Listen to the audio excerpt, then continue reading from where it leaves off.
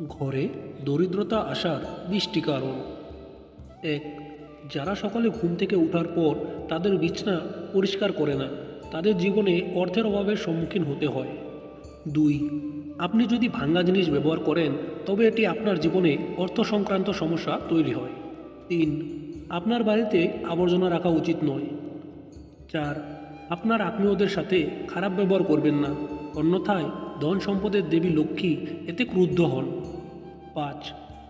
অনেকেরই সন্ধ্যায় ঘুমানোর অভ্যাস আছে, কিন্তু এটি উপযুক্ত বলে মনে করা হয় না। ৬. আপনার বাড়িতে অতিথি এলে রাগ করবেন না। ৭. যারা তাদের আয়ের চেয়ে বেশি ব্যয় করে তাদের জীবনে আর্থিক সংকটের সম্মুখীন হতে হয়। ৮. যারা ৪০ দিনের বেশি চুল রাখে তাদের উপর দেবী লক্ষ্মী ক্রুদ্ধ হন, তাই আপনাকে অবশ্যই ৪০ দিনের আগে চুল কাটাতে হবে। ৯.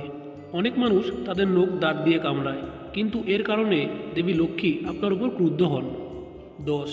মহিলাদের দাঁড়িয়ে থাকা অবস্থায় তাদের চুল বেঁধে রাখা উচিত। ১১. যারা সকালে সূর্য ওঠা পর্যন্ত ঘুমিয়ে থাকে তাদের জীবনে আর্থিক সংকটের সম্মুখীন হতে হয়। ১২. রাতে পানীয় জল কখনো খোলা রাখবেন না, এটা উচিত নয়। ১৩. হাত না ধুয়ে কখনো খাবার খাবেন না। ১৪. অনেকে আছেন মন্দিরের বাতি ফু দিয়ে নিভিয়ে দেন, কিন্তু এতে আপনার প্রতি দেবী লক্ষ্মী ক্রুদ্ধ হন। তার জন্য মুখ দিয়ে ফু না দিয়ে অন্য কোনো উপায়ে আপনি বাতি নিভিয়ে দেবেন। ১৫. আপনি যখনই খাবার খেতে যাবেন ঈশ্বরকে ধন্যবাদ দেওয়ার পরে এই খাবারটা খাবেন। ১৬. আপনি কখনও আপনার ঘরের জুতো এবং চপ্পল উল্টো রাখবেন না। ১৭. আপনি সময় সময়ে আপনার বাড়িতে মাকড়সার জাল পরিষ্কার করতে থাকুন, কখনো ঘরে মাকড়সার জাল লাগতে দিবেন না। ১৮. আপনি ভুল করেও রাতে বাড়ি বা ঘর ঝাড়ু দেবেন না। ১৯. অনেকেরই যেখানে সেখানে থুতু ফেলার অভ্যাস আছে, কিন্তু এই অভ্যাসের কারণে আপনাকে অর্থের অভাবের সম্মুখীন হতে হয়। ২০.